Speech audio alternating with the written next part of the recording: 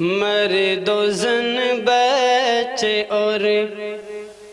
بچیاں بھی سبھی، مرد و زن بچے اور بچیاں بھی سبھی، علم حاصل کرو، علم حاصل کرو۔ ایک ایسے مقرر کو دعوت دے رہا ہوں کہ جس کو اللہ تبارک و تعالیٰ نے صلاحیت و باصالحیت سے پیوست نوازا ہے، جو جسم و جثے کے اعتبار سے بھی شیر زبر نظر آتے ہیں، جن سے میری مراد جناب حضرت مولانا مفتی محمد خالد صاحب سمر گارڈن میرٹھ سے تشریف لائے ہیں۔ حضرت والا تشریف لائیں۔ میں اس اشعار کے ساتھ حضرت کو دعوت دیتا ہوں۔ دل بدل سکتے ہیں، جذبات بدل سکتے ہیں، دل بدل سکتے ہیں، جذبات بدل سکتے ہیں، ملک کے فکر و خیالات بدل سکتے ہیں، تم بدل جاؤ تو یارو حالات بدل سکتے ہیں۔ آپ حضرات تشریف لے آئیں، بیٹھ جائیں بھائی یہاں بیچ۔ ان الحمد للہ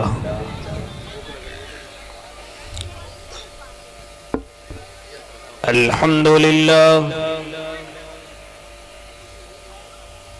الحمد للہ نحمده ونستعینه ونستغفره ونؤمن به ونتوکل علیہ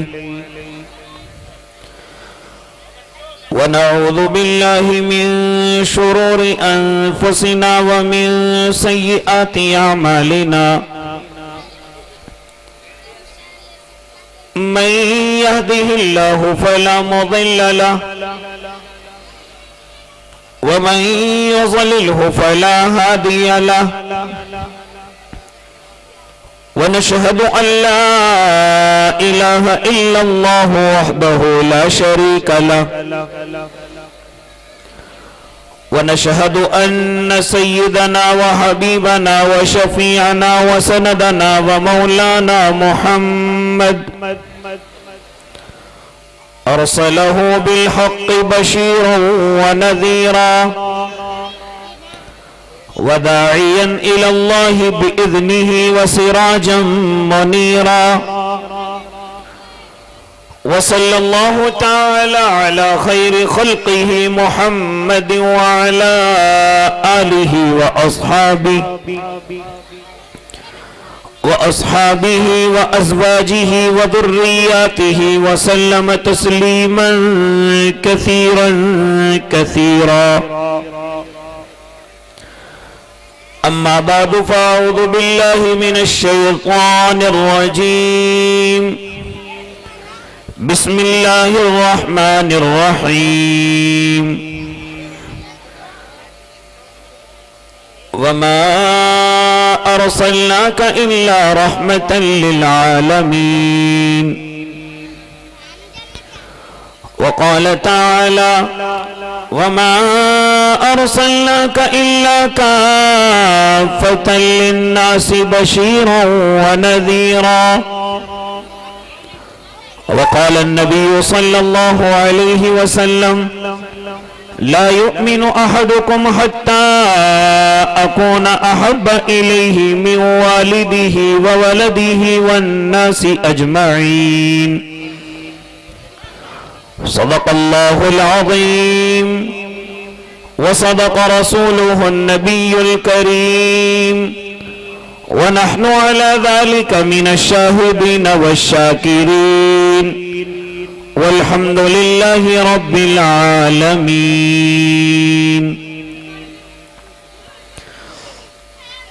کچھ کفر نے فتنے پھیلائے، کچھ ظلم نے شعلے بھڑکائے، سینوں میں عداوت جاگ اٹھی، انسان سے انسان ٹکرائے، پامال کیا، برباد کیا کمزور کو طاقت والوں نے۔ جب ظلم و ستم حد سے گزرا، تشریف محمد لے آئے، رحمت کی گھٹائیں برسائی، دنیا کی امیدیں برآئی، اکرام و عطا کی بارش کی، اخلاق کے موتی برسائے، تہذیب کی شمعیں روشن کی اونٹوں کے چرانے والوں نے کانٹوں کو گلوں کی قیمت دی ذروں کے مقدر چمکائے کعبے کی زمین اور عرش کہاں پل بھر میں کہاں دم بھر میں کہاں پتھر کو عطا کی گویائی اور چاند کے ٹکڑے فرمائے عورت کو حیا کی چادر دی غیرت کا غازہ بھی بخشا شیشوں میں نزاکت پیدا کی کردار کے جوہر چمکائے توحید کا دھارا رک نہ سکا اسلام کا پرچم جھک نہ سکا توحید کا دھارا رک نہ سکا اسلام کا پرچم جھک نہ سکا کفار بہت کچھ جھنجھلائے شیطان ہزاروں بل کھائے اے نام محمد صلی علی ماہر کے لیے تو سب کچھ ہے اے نام محمد صلی علی ماہر کے لیے تو سب کچھ ہے ہونٹوں پہ تبسم بھی آیا آنکھوں میں بھی آنسو بھر آئے اللہم صلی علی سیدنا محمد وعلی آل سیدنا محمد وبارک وسلم بہت اچھا ہو اس مجمع کے لیے کہ آپ حضرات بھی بلند آواز سے ایک مرتبہ میرے اور آپ کے آقا کی خدمت عالیہ میں نذران عقیدت پیش فرما لیں ایک مرتبہ تمام حضرات درود شریف پڑھ لیں اور زور سے پڑھیں اللہم صلی علی سیدنا محمد وعلی آل سیدنا محمد وبارک وسلم باوقار علماء کرام معزز سامعین اعظام عزیز دینی بھائیوں بزرگوں نوجوانوں اور معصوم بچوں پردوں کے پیچھے سماعت کرنے والی پاکیزہ اسلامی مائیں اور بہنوں رات کا کافی حصہ گزر گیا بڑے بڑے علماء کرام آپ کے روبرو ہو کر کے گئے مجھ جیسے کم طالب علم کو بھی کم علم کو بھی آپ کی روبرو ہونے کا موقع ملا ہے دعا کریں اللہ صحیح کہنے کی اور ہم سب کو اس پر عمل کرنے کی توفیق عنایت فرمائے بہت مختصر گفتگو اور انشاءاللہ وقت متعینہ پر اپنی بات کو مکمل کروں گا نوجوان ذرا تعداد میں زیادہ نظر آ رہے ہیں گفتگو انہی کے تعلق سے لیکن کیا ہی اچھا ہو جو میرے نوجوان کھڑے ہوئے ہیں اگر انہیں اچھا لگے بہتر لگے تو وہ بھی مجمع میں بیٹھ جائیں تاکہ اللہ ان کو اس بیٹھنے پر بھی اجر عظیم عطا فرمائے جن کے آگے جگہ خالی ہے ان سے بھی امید کی جاتی ہے کہ وہ اپنے آگے کی جگہ کو پر کر لیں اور آگے آگے ہو کر کے مل کر کے بیٹھ جائیں ماشاءاللہ آپ مجھ سے بڑے علماء اور مجھ سے بڑے علم والے لوگوں کی باتیں سماعت کر رہے تھے حالانکہ میرے بعد بھی استاذ الاساتذہ حضرت مولانا مفتی عمران اللہ صاحب دامت برکاتہم العالیہ تشریف فرما ہیں انشاءاللہ وہ حضرت آئیں گے اور اس مجلس کی دعا کے ذریعے سے اختتام فرمائیں گے ماشاءاللہ اللہ کے نیک بندوں بہت مختصر سے وقت کے لیے آپ میری طرف متوجہ رہو باتیں آپ بعد میں بھی کر لیں گے لیکن ذرا سا میری طرف متوجہ ہو جائیں تاکہ اللہ میری زبان سے وہ کہلوا دے جو شاید آپ کی سمجھ میں آ جائے اور پھر سمجھ میں آنے کے بعد اللہ مجھے بھی عمل کی توفیق دے دے اور آپ کی برکت سے اللہ ان علماء کی برکت سے ہم سب کو عمل کی توفیق دے دے میرے بھائی اس وقت میں اور آپ بڑی پریشانیوں کے شکار میں ہیں اور شکنجے میں ہیں یاد رکھو اللہ کے نیک بندو دو چیزیں اس وقت میں پائی جا رہی ہیں پہلی چیز تو یہ ہے کہ مجھے اور آپ کو پریشان کرنے کی سازشیں ہو رہی ہیں دوسرا یہ کہ میں اور آپ خود ایسے گناہوں میں ملوث ہو گئے خود ایسی غلطیوں میں ملوث ہو گئے کہ ہم نے پریشانیوں کو خود دعوت دی ہے، ہم نے مصیبتوں کو خود دعوت دی ہے۔ یہ دو جملے اگر آپ کی سمجھ آ جائیں تو انشاءاللہ میری بات مکمل آپ کی سمجھ آئے گی۔ پہلا جملہ یہ کہ مجھے اور آپ کو پریشان کیا جا رہا ہے، بڑی بڑی سازشیں ہو رہی ہیں، لیکن اپنے ذہنوں میں ذرا دباؤ ڈال کر کے سوچو، کیا یہ پہلی چیز ہے کہ ایمان والوں کو پریشان کیا جا رہا ہے؟ نہیں اللہ کے نیک بندے، جب ایمان والوں کے پاس آئے گا، علماء کے پاس آئے گا اور ان کے سامنے یا ان کی مجلس میں اپنے وقت کو خرچ کرے گا تو تجھے یہ بات سمجھ آئے گی کہ ایمان والوں کو پریشان کرنے کی سازشیں یہ کوئی پہلی مرتبہ نہیں ہے، بلکہ جب سے اللہ نے اس زمین کو وجود بخشا، جب سے اللہ نے اس دنیا کو بنایا اور اس دنیا میں انسانوں کی آمد ہوئی ہے، تبھی سے لے کر کے ان کے خلاف جس نے بھی اس زمین پر آ کر یہ دعویٰ کیا میں اللہ کو مانتا ہوں، میں وقت کے نبی کو مانتا ہوں، اس کو پریشان کیا گیا، اس کے خلاف سازشیں رچی گئی۔ حضرت آدم علیہ السلام سے لے کر آج تک جتنے بھی لوگ اس زمین پر آئے اور ان انسانوں میں سے جس نے بھی یہ دعویٰ کیا کہ میں اللہ کو مانتا ہوں، میں نبی پر ایمان رکھتا ہوں، اس کے خلاف سازشیں ہوئی ہیں۔ حضرت آدم ہو یا ان کے بعد حضرت نوح ہو، کیا ان کو پریشان نہیں کیا گیا؟ حضرت ابراہیم ہو، کیا پریشان کر کے لوگوں نے کیا آگ کے اندر نہیں ڈالا؟ کیا ان کو گھر سے نہیں نکالا؟ اے اللہ کے نیک بندے، کیا حضرت موسیٰ کو پریشان نہیں کیا گیا؟ کیا ان سے ملنے والے، ان سے محبت کرنے والے، کیا ان کو پریشان نہیں کیا گیا؟ فرعون کی باندی ہے، کیا پریشان نہیں کیا گیا؟ فرعون کی بیوی ہے،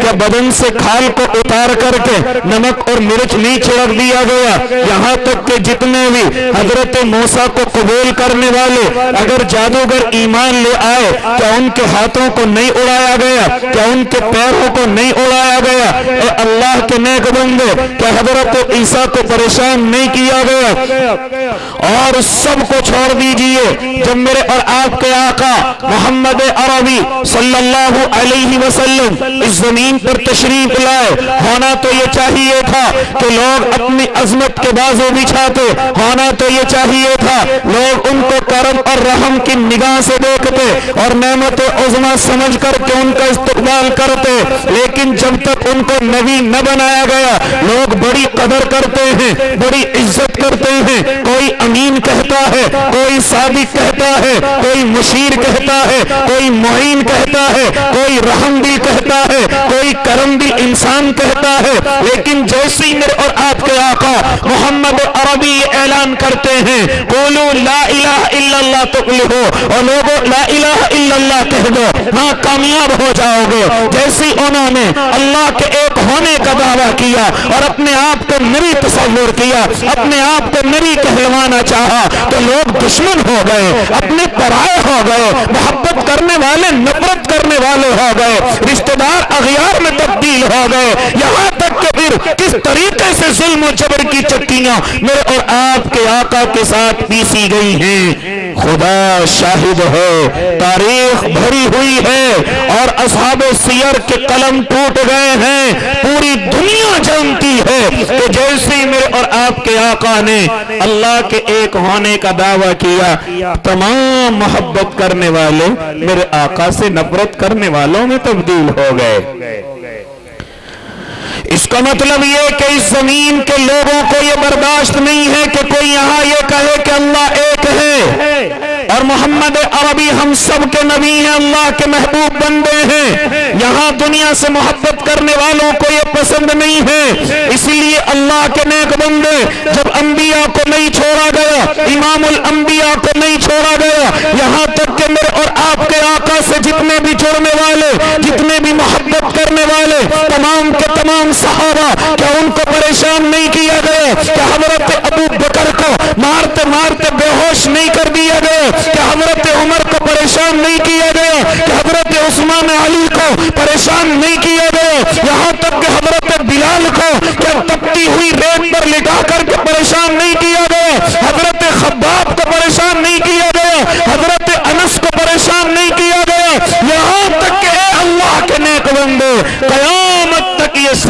جاری رہے گا۔ جو اس زمین پر یہ کہے گا میں اللہ کو مانتا ہوں، میں نبی کو مانتا ہوں، اس کے خلاف سازشیں ہوں گی، اسے پریشان کیا جائے گا۔ تو یہ کوئی نئی چیز نہیں ہے کہ ایمان والوں کو پریشان کیا جا رہا ہے، یہ کوئی نئی چیز نہیں ہے۔ اس لیے یہ تو اپنے ذہنوں سے نکال دو کہ ہم یہ کہیں کہ اللہ ہم تجھے مانتے ہیں، ہم تیرے نبی کو تسلیم کرتے ہیں، اور یہ دنیا پریشان نہ کرے۔ ایسا نہیں ہو سکتا اللہ کے نیک بندے۔ ہاں اب میرے دوسرے جملے کی طرف آ جائیے۔ دوسرا جملہ یہ ہے کہ میں اور آپ خود ایسی غلطیاں کرنے لگے کہ پریشانیوں کو خود دعوت دی ہے، مصیبتوں کو میں نے اور آپ نے خود دعوت دی ہے، جس کی قرآن بھی گواہی دیتا ہے ما اصاب من مصیبت فبما کسبت ایدیکم، جس کو قرآن بھی خود کہتا ہے یہ جتنی پریشانیاں مصیبتیں یہ سب تیری ہاتھوں کی کمائی ہے، یہ سب تیرے کسب کا ذریعہ ہے۔ اے اللہ کے نیک بندے ذرا غور تو کر اپنے اندر۔ ہاں سازش کرنے والوں سے اپنی نظر ایک طرف کر لے، سازشیں کرنے والوں سے اپنے ذہن کو ایک طرف کر لے، ذرا اپنے گریبان کو کھول کر کے دیکھ لے، اپنے گریبان کو جھانک کر کے دیکھ لے کون سی غلطی ایسی ہے کہ جس کو مسلمان نہیں کر رہا ہے، جس کو ایمان والا نہیں کر رہا ہے۔ اللہ کی قسم اگر میں اور آپ امت محمدیہ نہ ہوتے تو اب تک شکلیں بدل دی جاتی۔ اگر میں اور محمد عربی کے لاڈلے نہ ہوتے تو اب تک میں اور آپ بندر اور خنزیر بنا دیے جاتے۔ اگر مجھ سے اور آپ سے محمد عربی محبت نہ کرتے یا محبت میں رو کر کے آنسو نہ بہا دیتے، اب تک میرے اور آپ کے اوپر پتھروں کی بارشیں کر دی جاتی، کیونکہ میں اور آپ ایسے بڑے گناہوں کے اندر ملوث ہو چکے ہیں۔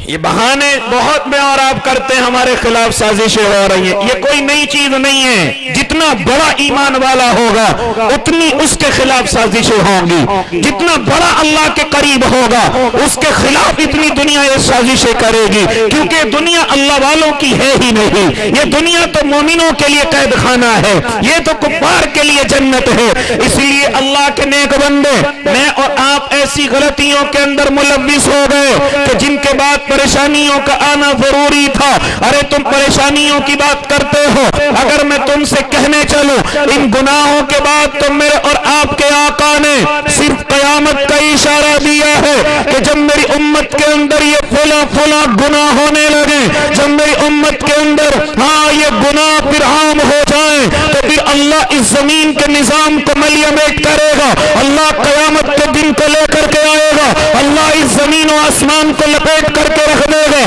پھر اللہ کو اس دنیا کی ضرورت نہیں ہے کہ جب امت محمدیہ ان گناہوں کے اندر ملوث ہو جائے۔ ذرا مختصر سے وقت میں تمہیں بتلاتا چلوں کیا فرماتے تھے میرے اور آپ کے آقا محمد عربی صلی اللہ علیہ وسلم۔ فرماتے تھے کہ لوگوں کہ جب میری امت کے لوگ اپنے باپ کی ناقدری کرنے لگے، اپنے باپ کی عزت کو اتارنے لگے، اپنے باپ کے ساتھ برا سلوک کرنے لگے، ہاں فرماتے تھے جب میری امت کے لوگ اپنے باپ کے ساتھ اچھا سلوک نہ کریں، اپنے دوست کی قدر زیادہ کریں، تو پھر فرماتے تھے میرے آقا اب قیامت کا انتظار کرو، اب اس دنیا کے مرنے مٹنے کا انتظار کرو۔ کیا فرماتے تھے میرے اور آپ کے آقا کہ جب امت محمدیہ اپنے باپ کی ناقدری کرنے لگے، اپنے باپ کے ساتھ اچھا سلوک نہ کرے، اپنے باپ کی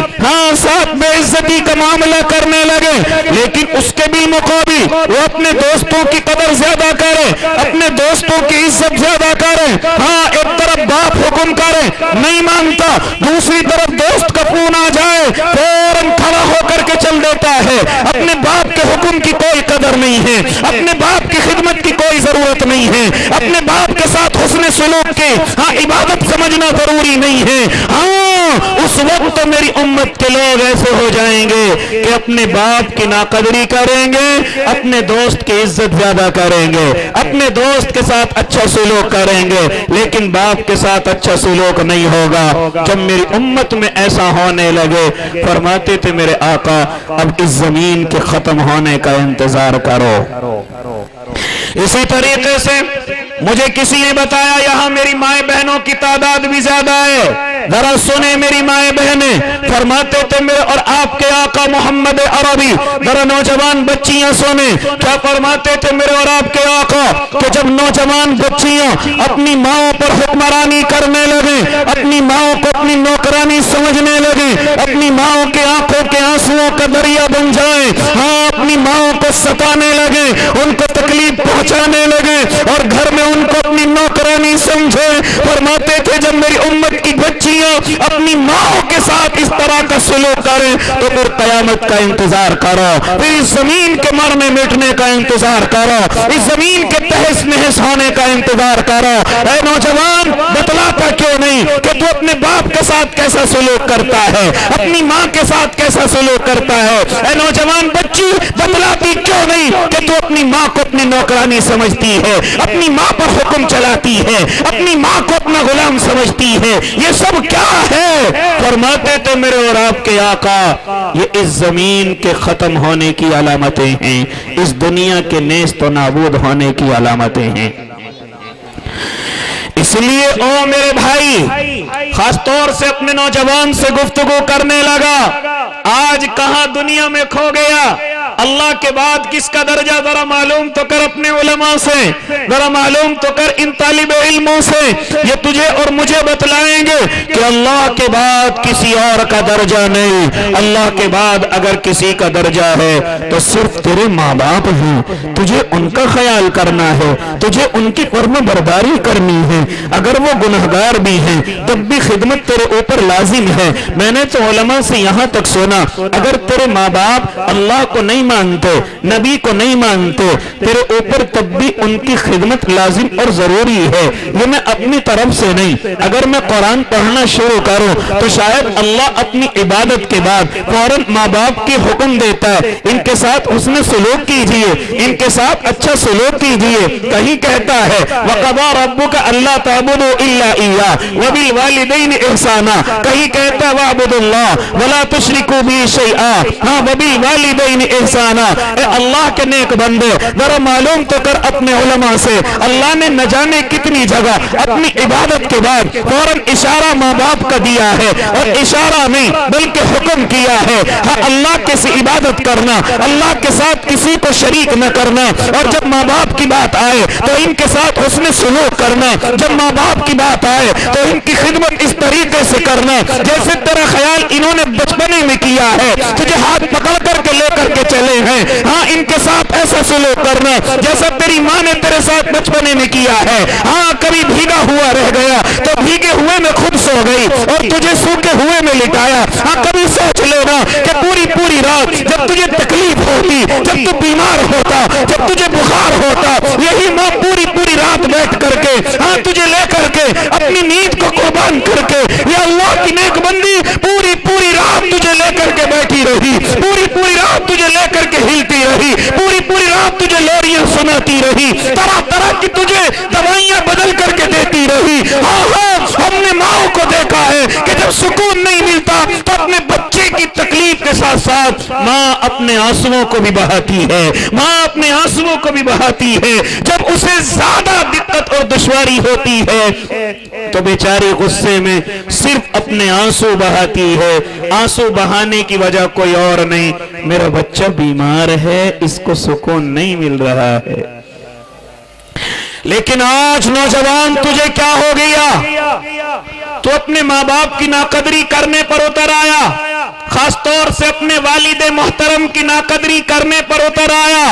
ہاں وہی والد محترم جو صرف تیری کامیابی کو دیکھ کر کے ہاں جو صرف تجھے کامیاب دیکھنا چاہتا ہے، کبھی تجھے کندھے پر بٹھا کر پوری دنیا دکھانا چاہتا ہے، کبھی ہاتھ پکڑ کر کے اسکول میں لاتا ہے میرا بیٹا دنیا کے اعتبار سے کامیاب ہو جائے، کبھی مدرسے کی چار دیواری میں آتا ہے ہاں میرا بیٹا کامیاب ہو جائے، کبھی کسی کام والے کے پاس لے کر کے جاتا ہے اس کی خوشامد کرتا ہے تاکہ میرا بیٹا کامیاب ہو جائے، کبھی تیری وجہ سے ذلتیں سہتا ہے، تانے سہتا ہے، ہاں کبھی تیری وجہ سے اپنی گردن کو لوگوں کے سامنے جھکا دیتا ہے، لیکن جیسے ہی تو 2 روپے کما جانے والا ہوا یا تیرا نکاح ہوا، فوراً تجھے اپنا باپ بیوقوف نظر آنے لگا، تجھے اپنا باپ جاہل نظر آنے لگا، تجھے اپنا باپ گھر کے اندر بوجھ نظر آنے لگا۔ اس لیے اللہ کے نیک بندے فرماتے تھے میرے اور آپ کے آقا، جب امت محمدیہ اپنے باپ کی ناقدری کرنے پر اتر آئے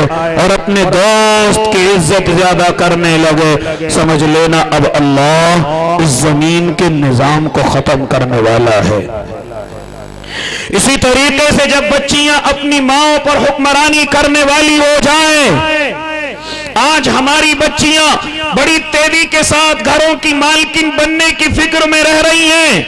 نہ اپنے باپ کی قدر کرنے کے لیے تیار، نہ اپنی ماں کی قدر کرنے کے لیے تیار۔ ہاں جب وہاں ماں نے ڈھیل برتی ہے، اب یہی بچی جب دوسرے گھر جاتی ہے، زوجہ بن کر کے جاتی ہے، کسی کی بیوی بن کر کے جاتی ہے، یہی طریقہ وہاں اختیار کرتی ہے، لیکن ہر کوئی تیرے اس طریقے کو برداشت نہیں کرے گا۔ پھر کہتی ہے میں سسرال میں پریشان ہوں، مجھے ساس پریشان کرتی ہے، مجھے سسر پریشان کرتا ہے۔ اے اللہ کی نیک بندی، کبھی کہتی ہے مجھے شوہر قدر کی نگاہ سے نہیں دیکھتا، مجھے عزت کی نگاہ سے نہیں دیکھتا۔ کہاں سے دیکھے؟ جو تیری عادت خراب گھر کے اندر تھی وہی اپنی سسرال کے اندر کرنے کی کوشش کرتی ہے، وہی طریقہ اختیار کرنے کی کوشش کرتی ہے، اپنے آپ کو بدلنے کی کوشش نہیں کرتی۔ ذرا سنیں میری مائیں بہنیں، اور تم سے گفتگو کرنے لگا، کیا کہتے تھے میرے اور آپ کے آقا، کیا فرماتے تھے محمد عربی صلی اللہ علیہ وسلم کہ اچھی عورت کی 3 نشانیاں ہیں۔ جس عورت کے اندر یہ 3 نشانیاں پیدا ہو جائیں، جس عورت کے اندر یہ 3 نشانیاں آ جائیں، ہاں کوئی اس کو پریشان نہیں کر سکتا۔ وہ دنیا کی بہترین عورت ہے، وہ اللہ کی نظروں میں اچھی عورت ہے، وہ محبوب کی نظروں میں اچھی عورت ہے۔ ذرا سنیں میری مائیں بہنیں، فرماتے تھے میرے اور آپ کے آقا سب سے بہترین عورت وہ ہے کہ جب اس کا شوہر اسے دیکھے تو اس کو دیکھ کر کے مسکرا جائے، اس کو دیکھ کر کے مسکرا جائے۔ جب شوہر گھر کے اندر آئے تو استقبال کرے، کھڑی ہو کر کے مسکرا کر کے اس کو عزت دے۔ اے اللہ کی نیک بندی، ذرا بتاتی کیوں نہیں؟ پورے دن کا شوہر تھکا ہوا پریشان گھر کے اندر آتا ہے، لیکن تجھے اتنی فرصت نہیں کہ تو اپنے شوہر کا کھڑی ہو کر کے استقبال کرے، تو کھڑی ہو کر کے اس کی طرف دیکھ کر کے مسکرا دے، تاکہ شاید اس کی تھکن ختم ہو جائے، اس کا غصہ ختم ہو جائے، اس کے نقصان کی ٹینشن کم ہو جائے۔ لیکن نہیں، آج کل تو میرے اور آپ کے گھروں کا حال یہ ہے کہ جیسے ہی گھر کے اندر جاتے ہیں، اوپر سے باہر کی ٹینشن ہوتی ہے، کاروبار کے نقصان کی ٹینشن ہوتی ہے، لیکن جیسے ہی ہم گھر کے اندر جاتے ہیں تو ہماری بیویاں اپنے منہوں کو پھلا کر کے، بیماریوں کے بہانے بنا کر کے، بچیوں کے دوائیوں کے بہانے بنا کر کے ہمیں محبت سے نہیں بلکہ ہمیں غصے سے استقبال کرتی ہیں، غصے سے استقبال کرتی ہیں، منہ کو چڑھا کر کے استقبال کرتی ہیں، منہ کو بنا کر کے استقبال کرتی ہیں۔ اے اللہ کی نیک بندیوں، اگر ایسے ہی ہمارے گھر کا حال رہا تو یاد رکھنا یہ گھر جنت نہیں، یہ گھر نہ جانے کب کا جہنم میں تبدیل ہو چکا ہے۔ اس لیے میرے آقا نے اچھی عورت کی 3 نشانی، اور ایسا نہیں کہ کسی نے اس پر عمل نہیں کیا۔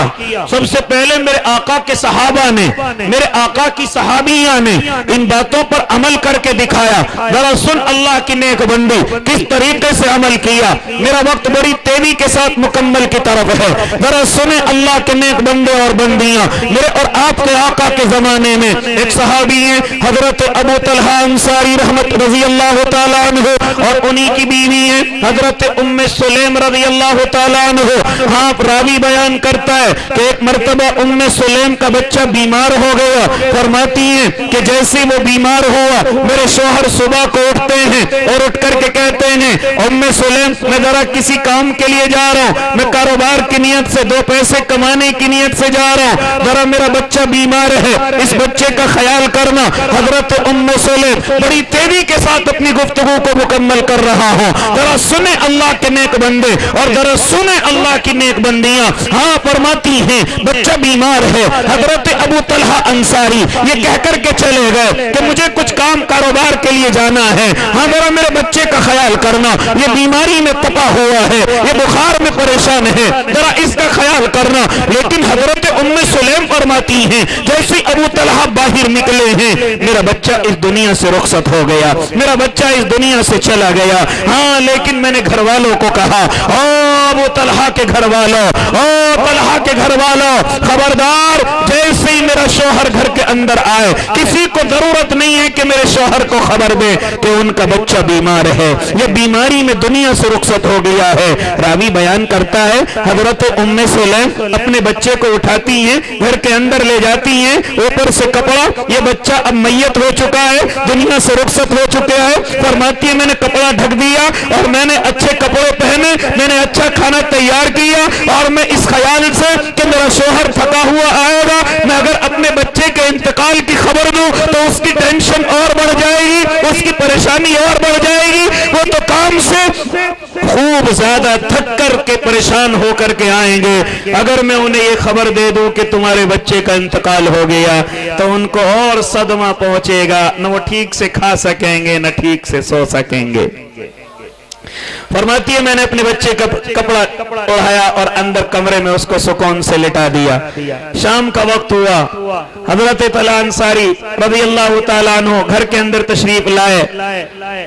بیوی نے کھڑے ہو کر کے مسکرا کر کے استقبال کیا, ذرا سا بھی احساس نہیں ہونے دیا کہ گھر کے اندر بچہ میت پڑا ہوا ہے. مسکرا کر کے استقبال کیا, جلدی سے دسترخوان لگایا, کھانا اس پر پروسا, اپنے شوہر کو کھانا کھلایا. شوہر نے اسی اسنا میں معلوم کر لیا میرے بیٹے کا کیا حال ہے. حضرت ام سلیم فرماتی ہیں اے حضرت طلحہ آپ کا بیٹا سکون میں ہے اور پہلے سے زیادہ سکون میں ہے. کہنے کا مقصد یہ کہ دنیا کی پریشانی میں جو مبتلا ہو گیا تھا, بخار میں مبتلا ہو گیا تھا, بیماری میں مبتلا ہو گیا تھا, اب دنیا سے جا چکا ہے, اب زیادہ سکون میں ہے. شوہر نے سمجھا کہ شاید ان کو سکون مل گیا ہے, آرام سے کھانا کھایا, رات میں آرام سے سوئے ہیں, ملاقات کی ہے. لیکن جیسے صبح ہوئی, ذرا سونے اللہ کی نیک بندیوں, آج تو ہمارے بچے کو اگر نزلہ کھانسی ہو جائے اور وقت پر شوہر دوائی نہ دلوائے تو ہم اس پر ڈنڈا لے کر کے چڑھ جاتی ہیں. میرا بچہ بیمار ہے, تو نے خیال نہیں کیا, میرے بچے کی دوائی کا خیال نہیں کیا, وہ گھومنے نکل جاتا ہے, تجھے شرم نہیں آتی, تجھے صرف رشتہ داری یاد رہتی ہیں. اس طریقے کے الفاظ کہتی ہیں کہ شاید ان کو سننا کوئی غیرت مند انسان گوارا نہ کرے. اور اللہ کی نیک بندیوں, اس طریقے سے اپنے شوہر کو نہ ڈانٹا کرو, کیونکہ ان کے دلوں سے تمہاری قدر نکل جائے گی, ان کے دلوں سے تمہاری عزت نکل جائے گی. اس لیے ذرا دیکھو حضرت ام سلیم رضی اللہ تعالی عنہا فرماتی ہیں ہاں جیسے صبح ہوئی ہے حضرت ام سلیم صبح کے وقت میں اپنے شوہر کے پاس پہنچتی ہیں, پہنچ کر کے کہتی ہیں اے اللہ کے نبی کے صحابی ذرا مجھے ایک بات کا جواب دے, اگر کوئی ہمیں اپنی امانت رکھنے کے لیے دے اور پھر اسے وقت پر لے لے, ہمیں غصہ ہونا چاہیے یا ناراض ہونا چاہیے؟ حضرت طلحہ فرماتے نہیں, ہم کیوں ناراض ہوں گے, اس نے اپنی امانت کو واپس لے لیا. اچھا انسان وہی ہے جو وقت پر امانت کو واپس کر دے. چنانچہ حضرت ام سلیم نے دیکھ لیا اب میرا شوہر میری بات کو سننے کے لیے طاقتور ہو گیا ہے, فوراً فرماتی ہیں جانتے ہو جو بچہ اللہ نے ہمیں دیا تھا وہ اللہ کی امانت تھی, اللہ نے اپنی امانت کو کل ہی واپس لے لیا تھا. اس لیے اے اللہ کے نبی کے صحابی ناراض نہ ہونا, غصہ نہ ہونا, میں نے جان بوجھ کر کے تمہیں نہیں بتایا کہ آپ کے بچے کا انتقال ہو گیا ہے. چنانچہ یہ بات سنی حضرت طلحہ نے, فرماتے میرے پیروں کے نیچے سے زمین کھسک گئی, میں فوراً اللہ کے نبی کی خدمت میں پہنچا اور جا کر کے عرض کیا یا رسول اللہ آج میری بیوی نے اس طرح کی قربانی پیش کی ہے, یہاں تک کہ میرے بچے کے انتقال کو صرف میری خوشی کی وجہ سے چھپایا, صرف مجھے راضی رکھنے کی وجہ سے چھپایا. اللہ کے نبی اس قدر چھپایا, اللہ کے نبی ایسا چھپایا کہ میرے سامنے بن ٹھن کر کے تیار ہو گئی. میرے لیے دسترخوان بچھایا، میرے لیے کھانا تیار کیا۔ اللہ کے نبی پوری رات ہم لوگ ایک جگہ سوئے، ہم نے ملاقات کی ہے، میرے آقا فرماتے ہیں تو پھر خوشخبری ہو اے حضرت طلحہ، پھر خوشخبری ہو تمہارے لیے کہ جو آج تم نے ملاقات کی ہے اللہ اس کے ذریعے سے تمہیں نیک صالح اولاد عطا کرے گا، اور اس کے ذریعے سے اللہ تمہیں ایسی قربانی کے بدلے تمہیں اولاد عطا کرے گا کہ نسلوں تک اس کا فیض جاری رہے گا۔ راوی بیان کرتا ہے اس رات کی ملاقات سے اللہ نے ایک بیٹا دیا جن کا نام حضرت عبداللہ رکھا گیا، اور پھر ان حضرت عبداللہ سے اللہ نے 9 بیٹے عطا فرمائے جو سب کے سب عامل اور حامل اور قاری قرآن بنے ہیں۔ صبر کا بدلہ میرا اللہ بڑا اچھا دینا جانتا ہے، صبر والوں کے ساتھ میرا اللہ ہمیشہ رہتا ہے۔ اس لیے اللہ کی نیک بندیوں کیا فرماتے تھے میرے اور آپ کے آقا؟ بہترین عورت کی 3 نشانیاں۔ پہلی نشانی یہ کہ جب شوہر اس کی طرف دیکھے یا آئے تو فوراً اس کو دیکھ کر کے مسکرا جائے، غصہ نہ دکھائے، نخرے نہ دکھائے، اپنے شوہر پر نخرے کی پوری پرچی تیار بنا کر کے نہ رکھے، بلکہ جیسے شوہر آئے اور دیکھے تو یہ بھی مسکرا جائے۔ پھر اس کے بعد فرمایا میرے اور آپ کے آقا محمد عربی صلی اللہ علیہ وسلم نے کہ جب شوہر تیرے گھر سے نکل جائے تو تو اپنے شوہر کے پیسوں کا خیال کرے، اس کی مال کا خیال کرے، اس کی عزت کا خیال کرے۔ ہاں جو شوہر گھر کے اندر کچھ چھوڑ کر کے گیا ہے، ہاں تو بھی اسی کے اندر شامل ہے، تو پوری کی پوری اس کی عزت ہے۔ اور اسی طریقے سے وہ جو کما کر کے محنت کر کے چھوڑ کر کے گیا ہے، تجھے اجازت نہیں کہ اس کی بغیر اجازت کے اس کو خرچ کرے۔ آج ہماری بہنیں اس چیز کا خیال نہیں کرتی، جہاں جی کرتا ہے اڑاتی ہیں، جیسے جی کرتا ہے چھپ چھپا کر کے اس کو خرچ کرتی ہیں۔ جب شوہر شام کے وقت میں آ کر کے معلوم کرے، کہتی ہے میرا بھائی آیا تھا، اس کا ناشتہ ہوا، میرے والد محترم آئے تھے ان کو دیے۔ او اللہ کی نیک بندی، کوئی تجھے اجازت نہیں ہے کہ تو شوہر کے مال سے کہیں بھی خرچ کرتی پھرے، شوہر کے مال سے تو بغیر اجازت کے اس کو خرچ کرتی پھرے۔ آج ہمارے گھروں کے اندر نہ جانے کتنے جھگڑے اس طریقے کے کھڑے ہوئے ہیں کہ شوہر بیچارہ کما کر کے محنت کر کے لاتا ہے، لیکن ہر مہینے اس میں سے کم ہوتا ہے، ہر ہفتے اس میں سے کم ہو جاتا ہے۔ کون ہے ان کو کم کرنے والا؟ کون ہے ان کو خرچ کرنے والا؟ اللہ کی بندی بتاتی نہیں کہ میں نے خرچ کیا، کیوں بتائے؟ تجھے اجازت نہیں کہ تو بغیر شوہر کی اجازت کے اس کو خرچ کرے۔ اس لیے فرمایا بہترین عورت کی نشانی یہ ہے کہ وہ اپنے شوہر کی عزت کا بھی خیال کرے اور اپنے شوہر کی مال اور دولت کا بھی خیال کرے۔ اس نے جو محنت سے خون پسینے سے کمایا ہے اس کے ایک ایک روپیے کا خیال کرے، بغیر اجازت کی خرچ نہ کرے۔ اسی طریقے سے اپنے چہرے کو شوہر کے بغیر نہ دکھائے، اپنے بدن کی خوشبو کو شوہر کے بغیر کسی اور کو محسوس نہ ہونے دے۔ لیکن آج ہماری مائیں بہنوں کو کیا ہو گیا؟ اپنے شوہر کے سامنے میلی کچیلی رہتی ہیں، لیکن جیسے معلوم ہو جائے کھلا جگہ پروگرام ہے تو پتہ نہیں میک اپ کہاں سے آ جاتا ہے، بدن کی خوشبو کہاں سے آ جاتی ہے، اچھے کپڑے کہاں سے آ جاتے ہیں، اچھے جوتے چپل کہاں سے آ جاتے ہیں۔ وہی بیچارہ شوہر جو تجھے بڑی محنت سے اور بڑی قربانیوں کے ساتھ اور بڑا خرچ کر کے تجھے لے کر کے آیا ہے، اس کے لیے تیرے پاس نہ منہ دھونے کا وقت ہے، نہ اپنے آپ کو صاف ستھرا رکھنے کا وقت ہے، نہ اچھے زیور نہ اچھی خوشبو لگانے کا وقت ہے۔ یاد رکھ اللہ کی نیک بندی، یہ اچھی عورت کی نشانی نہیں ہے، بلکہ اچھی عورت کی نشانی یہ ہے کہ جب شوہر گھر سے غیر حاضر ہو تو اس کے مال کا بھی خیال کرے، اس کی عزت کا بھی خیال کرے۔ اس کے بعد فرمایا تیسری نشانی، ذرا سنیں اللہ کی نیک بندیوں، فرماتے تھے میرے اور آپ کے آقا محمد عربی، جب شوہر تجھے حکم کرے، جب شوہر تجھے کوئی حکم کرے تو فوراً اس کی اطاعت کر، فوراً اس کے حکم کو مان لے۔ اللہ کے بعد اگر کسی کا درجہ ہے تو تیرے لیے تیرے شوہر کا ہے، تیرے لیے تیرے اس سرتاج کا ہے۔ آج میرے اور آپ کے گھر نہ جانے کتنے بگڑے ہوئے ہیں اور کتنے فتنہ فساد میں مبتلا ہیں، گھروں کے اندر محبتیں نہیں ہیں۔ جانتے وجہ کیا ہے؟ وجہ یہ ہے کہ بیٹا ان گھروں کے اندر بھی بگاڑ آئے گا جو بیٹا اپنے ماں اور باپ کی بات न मानता हो, और उन घरों के अंदर भी बिगाड़ आएगा जो बहुएं, जो बीवियां अपने शौहर के कहने को कम और अपनी माँ, अपने बाप, अपने भाई, अपने बहन के कहने को ज्यादा मानती हैं, उन घरों के अंदर भी कभी मोहब्बतें पैदा नहीं हो सकती। जब तो शौहर के घर आ गई, अब माँ बाप का कोई हिस्सा नहीं, अब भाई बहनों का कोई हिस्सा नहीं, अब अगर अल्लाह के बाद किसी का दर्जा है तो सिर्फ और सिर्फ तेरे शौहर का है, सिर्फ और सिर्फ तेरे इस सरताज का है। इसलिए ये तीन निशानियां मेरे और आपके आका मोहम्मद अरबी सल्लल्लाहु अलैहि वसल्लम बतला करके गए कि बेहतरीन औरत की निशानी ये है, जब शौहर देखे तो मुस्कुरा जाए, जब शौहर गायब रहे तो उसके माल की हिफाजत करे, उसकी इज्जत की हिफाजत करे। हाँ, इसी तरीके से फरमाया, जब तेरा शौहर तुझे हुक्म करे फौरन उसकी ताबेदारी कर।